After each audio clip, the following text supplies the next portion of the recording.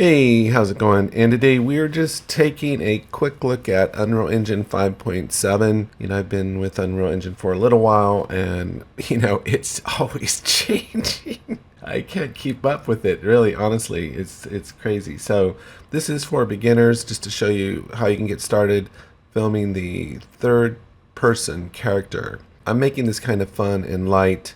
And then I'm also taking a look at 5.7 since it just came out. Okay, so this is the new interface we got here, and it's, you come here to new project, and you click it, and it kind of just brings up the old window that we're all sort of familiar with.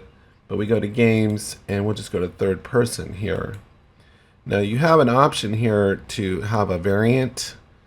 So there's different ones. You can have a side scroller or all of them, and I just go with none.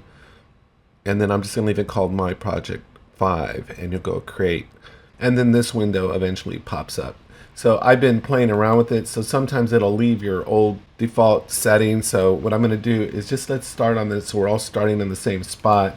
I'm just going to come up here and go to load layout default editor, and just that should put us all in the same window.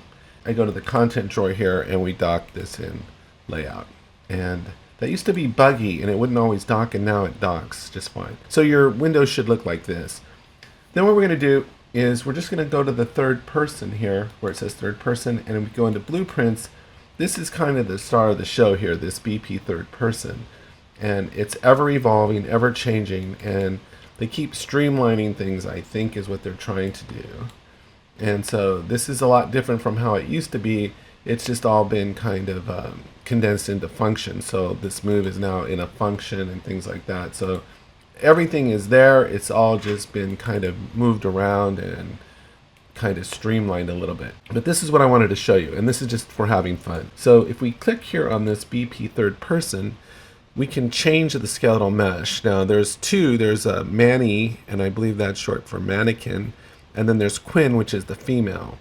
But if you just come over here to skeletal mesh, we can switch it to Manny Simple, and he looks a lot more intimidating and futuristic. So he's actually a fairly sophisticated rig right there. And that's all we're going to do. And then what I'm going to do is I'm just going to grab this camera here, and I'm going to pull it about right around there, I think, maybe right about there.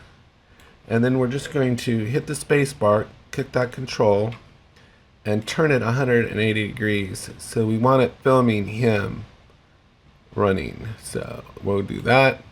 And it doesn't look lined up, but it should be exactly lined up. So I go compile and come back into the third person, and I go play. You'll see now we're in this position. Hit W, he'll come running at the camera. Now the only issue that we're having right now is there's nowhere really for him to run to. So what I'm going to do is I'm just going to get rid of this stuff here. Just click it and delete it. Click it and delete it. Click this floor here, this main floor. And with my scroll wheel, I'm scrolling backwards. See, there's our gizmo.